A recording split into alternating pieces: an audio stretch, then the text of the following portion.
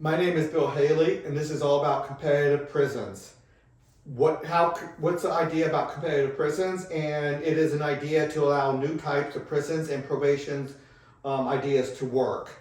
So let's go through it. Here is an overview of and a lot of bullet points about that. We're going to go over all these terms in a minute and see what this is all about. But how can we do more of a competitive prisons? It has been proven that if society groups antisocial people together for rehabilitation, they get worse. So what are we doing in our monopolized prison system? We are grouping a lot of people who are antisocial, a lot of criminals together, and would that make them better criminals, or is that making them better? There's a lot to say on that issue. Do they get worse? Do they get better? Some people do both. Many experiments have been tried, but with the monopoly system, it's hard to assess all the different systems. Competitive prisons allow multiple prison ideas to be tried and real results to be seen. One idea, just throw it out there. A prison town that is a halfway prison. So what you would do is, let me just read it real quick. Several square miles with a perimeter fence. These will be mostly non-violent. A couple factories in there to do real work. Everybody has GPS. There's thousands of cameras, so we're talking major Big Brother going on here. Everyone will have their own roughly 200 square foot hut with a bathroom, shower, and a bed, and a small kitchen. So everybody gets to have the basic necessities of life. We're not talking about nice accommodations here, but we're not talking about torture either. And now these are nonviolent criminals, so with all the cameras and everything, if anybody goes violent, they go into the more unpleasant prisons. But this gives somebody a punishment without giving them just the whole notion of being in a very, very rough prison where a lot of things bad can happen.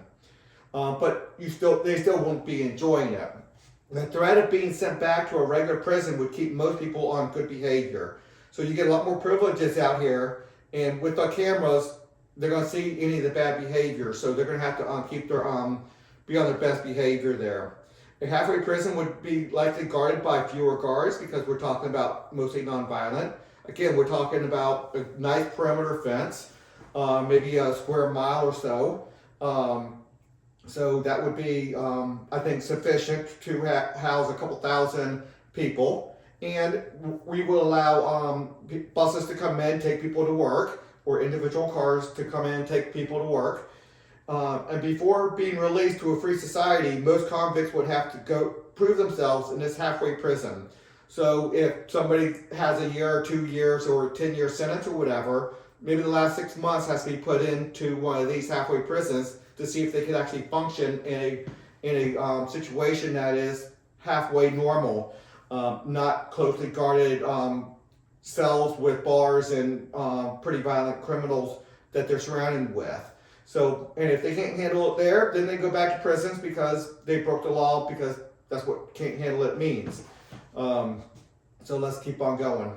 Another idea. A lot of times we have homeless. We don't want to put homeless people in a hardened prison with a lot of violent criminals, but they need to be taken off the street for their own good to a large degree. Most homeless are addicts, so we would have, or they have mental illness, so we could be focusing on some that have just addicts, mostly alcohol, or whether they are maybe drug addicts, or maybe they just have mental illness. So you could focus your prison on different populations, different demographics of why they're homeless, what their issues are. So right now they're congregating together anyway, but they're out in public, sometimes making it very unsafe for normal people who want to just walk around and not be harassed. And sometimes you get a certain percentage of them harassing people. We should have many varieties of the prisons addressing different kinds of people. So this is to help the person, not to do harm to the person. We take them off the street. We put them in again, that big perimeter area. And in some instances, we're going to have smaller enclosed chain link fences or whatever, so they cannot do harm to other people. So there's a lot of ideas out there. They're going to have access to more professionals, either Skyped in or video chatted in or in real person. They'll have access to some health care. They'll have access to food and shelter, so they're not having to do unlawful things to get the food, the shelter, and harass people and the like. But we're doing it for the sake of the homeless person, and also the society at large will be benefited by not having these people out there among everybody getting themselves into more trouble. And harassing people and just living their life in a bad way. So a big part of this would be you're not going to have drugs or alcohol in the system. Now, people will always say that they're going to have it anyway. They're going to be able to get it in there. Well, we put a big effort not to let that happen, and I think we could do that. Mental illness prisons, so similar to the halfway house, but with more. Again, you would have individual fence enclosures, maybe a couple thousand square feet, so they have some room to roam, and if we can take them to do some type of work, productive work in factories, we do that. We give them, make sure we get that medication in them, and a lot of things. So you give them the dignity of having a warm hut. Might not be big, might not be super pleasant, but you give them the dignity of having food, shelter, clothing, heat, water, and the like. They will have activities to do, work opportunities, counseling, meds, interactions with other people that are more productive than interactions with other homeless people who are not necessarily the best role models out there for these people. They'll have supervision and more. So yeah, there will be interactions with other homeless people, don't get me wrong, but not just them. It'll be more of a controlled environment. And this is for the better quality of life of the homeless person.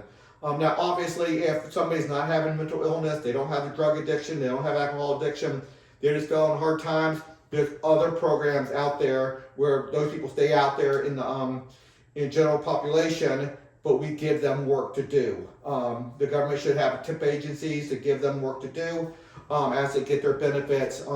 They can have, we should have places for people to stay. Again, small huts do not have to cost that much, that with the basic necessities of life in them. And then you work these people. If they're asking for help and they are in need of shelter, they're in need of food, they're in need of health care, and they can't take care of those things, yeah, they need to be controlled by others until they can get their way back. And hopefully those people controlling them will be looking after the best interest of those homeless people. So let's keep on going. And again, if for those edge cases where you're not mentally ill, you're not an addict, we don't put those people in these prisons. Those people stay out there in the general population, but they are controlled by other people until they get to where they're independent and they can make their own choices and not have to ask for help. But it's for the best of these people, of the homeless person or the person who's in extreme poverty. So yes, it is complex. Yes, we'll have people out there dealing with each person in a subjective way, individual subjective determination on each person to try to determine the best methods for each person. Addiction prisons, similar to the mental illness prisons, we just make sure there's no drugs and alcohol in that prison. And again, we're working these people. We have factories that they do real work in.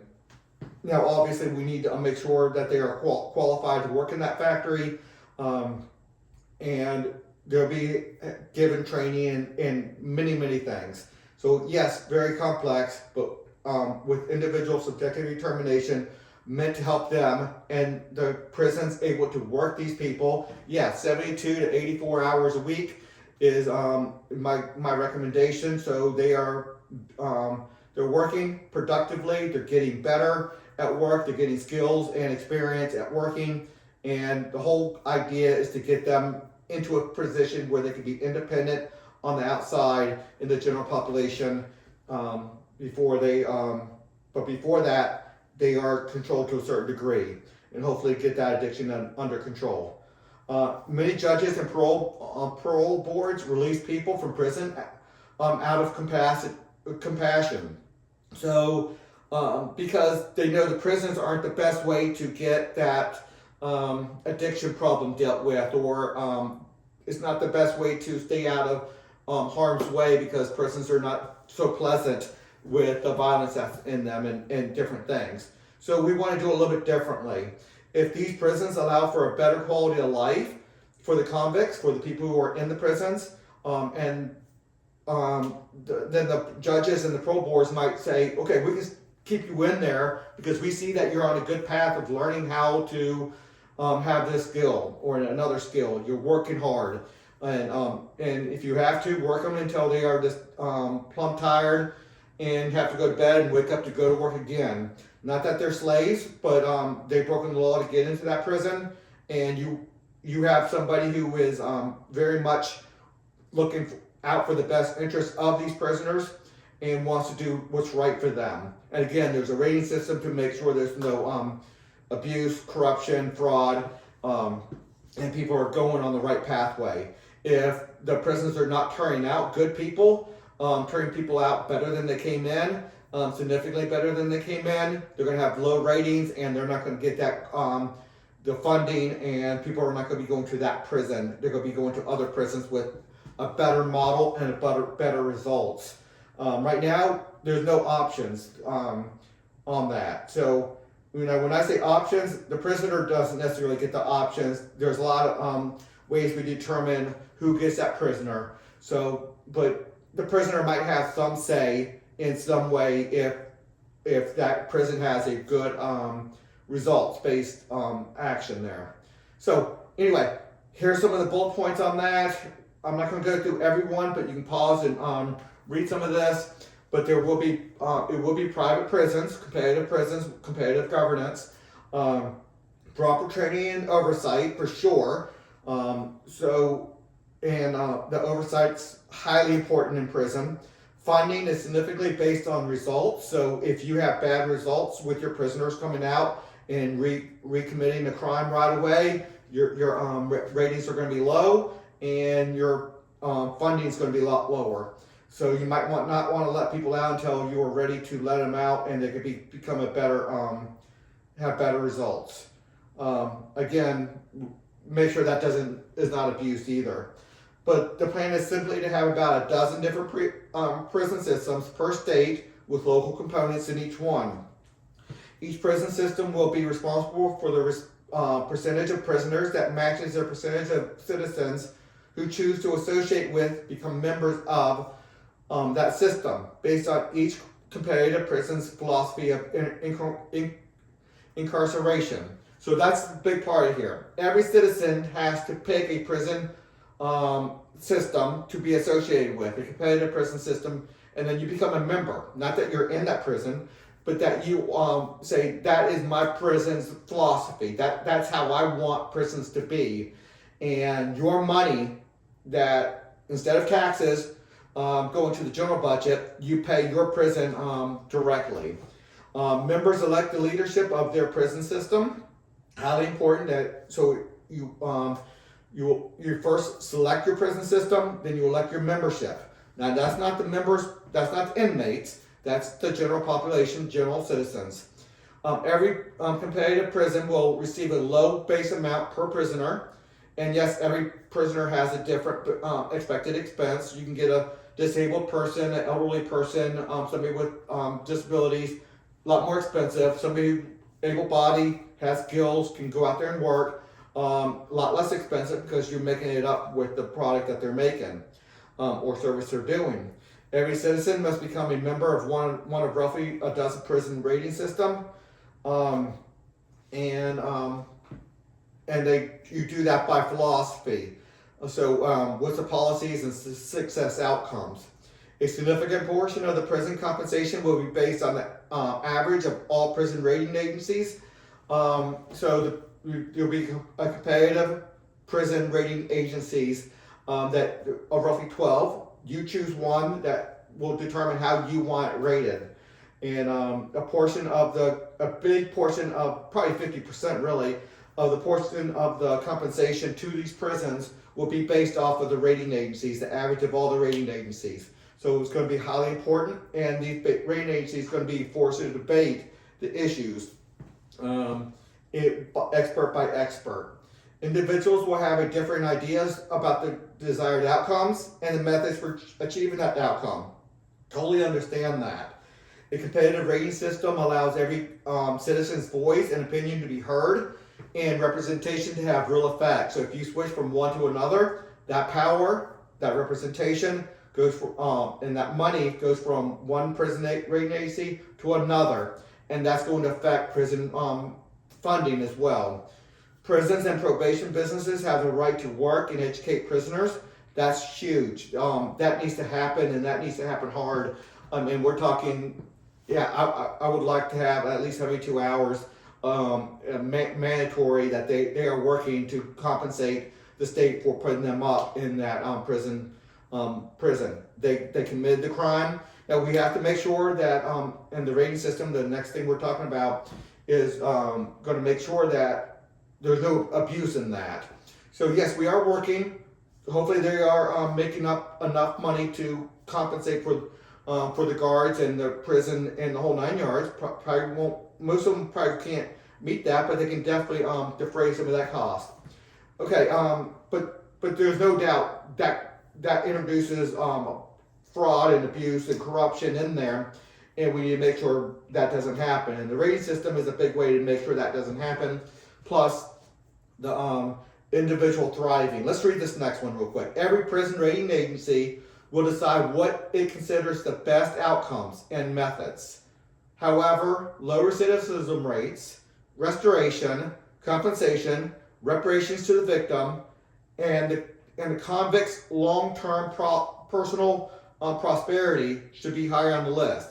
Now, some people don't want the convict to have long-term personal prosperity. I think that's foolish because, not that I'm a bleeding heart liberal on that issue, but that will stop them from reoffending. If they come out bitter, more violent, more wanting to get to the system, more trying to just in a bad way, yeah, they can do harm to other people. So not that we want to give them privileges for doing that crime. No, prison is not going to be pleasant. We don't want prison to be pleasant, but we want a long-term personal prosperity, which means they have a skill, they can work in a manner that is not going to do harm to others. So, and then everything we talked about introduces corruption, abuse, fraud. It has that because we're doing competitiveness on that. A lot of people doing a lot of different things. So rating floors are going to be important. Rating agencies are going to be able to look deeply into everything, and every prison, because they're getting publicly funded, yes, by each citizen to their competitive prison system. Yeah, they're getting funded, but because that, they do have to turn over, and civil liberties as well, they do have to turn over and give a lot of all the records, and let the rating agencies go in there and analyze everything. The rating floors will ensure prison abuse is properly addressed. So again, a big lots to discuss there, but we need to have a better ways to handle the people in prison to give them long-term personal prosperity so they do not reconvict anymore. But however, they still do compensation, reparations to the victim, restoration to the victims. Anyway, that's it for this one. Haley2024.org. That's everything over there is competitive governance. Please consider a donation, and until the next video.